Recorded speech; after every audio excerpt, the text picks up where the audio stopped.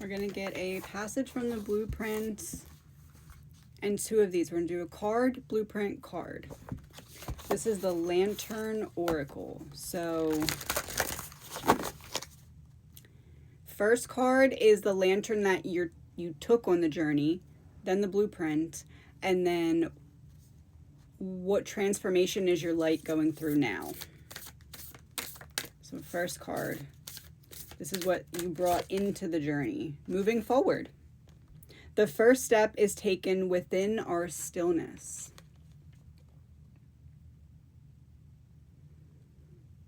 Mirage in the desert, you see it and it's not there. You thought you saw some kind of finish line a while ago that never actualized. And it was meant to test you if you were going to lose your faith or if you were going to give up.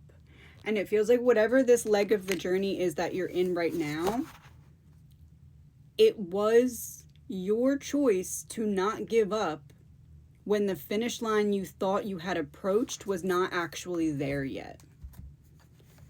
I guess I'd say a surrender to knowing that there was more that you needed to learn before being fully ready for what came next, and then being willing to not be stubborn or bratty and be like, well, now I'm not going, when it did show up, and being willing to walk into it. And it feels like that's what you're doing now, because you could have held some kind of grudge for the journey or grudge for moving forward because of how many times you were pulled backwards despite your best efforts for that not to happen. So it feels like it was a test of, did you spiritually grow up from wherever you were during that inner teen wound stage? And this is moving forward, so the answer is yes. Right off the bat, the answer is yes. And we're talking about bringing a light or a lantern, and you're bringing the brightest one with you. So you really learned a lot from your teenage years, if this is for you. Look at that.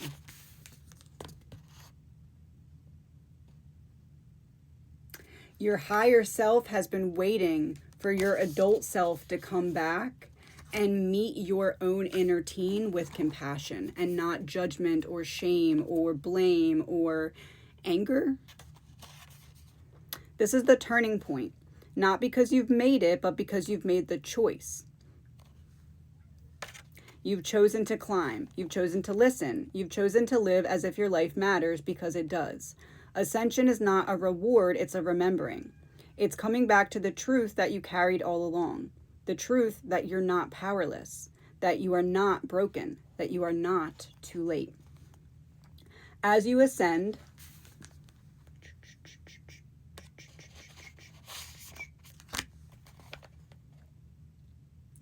oh no.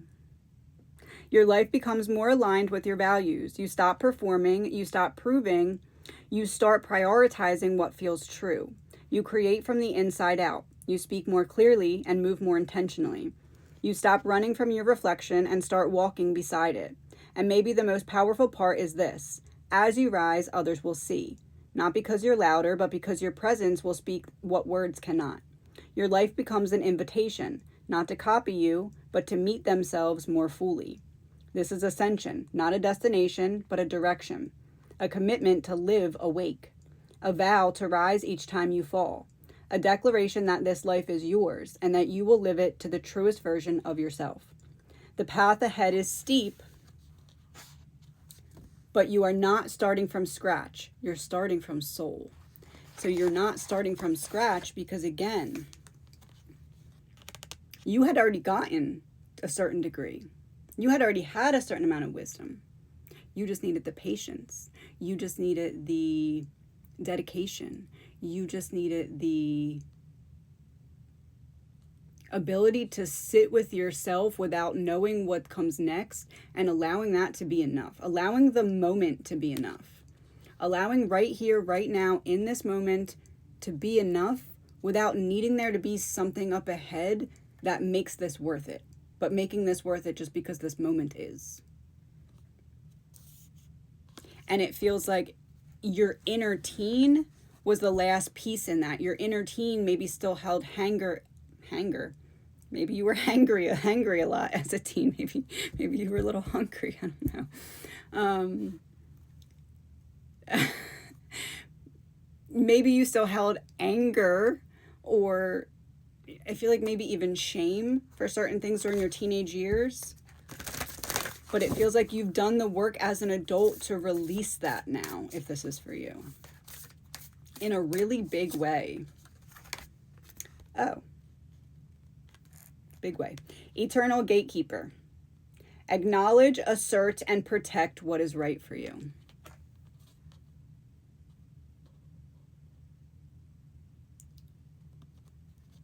Your inner teen held righteous anger. You had a right to be mad about something. You had maybe lacked some nourishment, spiritually, emotionally, something that you needed that you didn't have. I'm noticing because the two sets of hands, it's like you had to be your own second set of hands. Maybe you had to grow up very quickly, or teach yourself things that an adult should have taught you, or maybe you just felt ignored or unprotected or rejected or tossed aside or not important enough, something along those lines. Your inner teen had a right to be pissed off. But you realized at some point on your journey that it was your responsibility to go back for that part of yourself and have that part want to join you now in a way that's not combative or angry or backward facing. Your inner teen had spent your entire life until recently looking back, trying to say, but I'm still angry.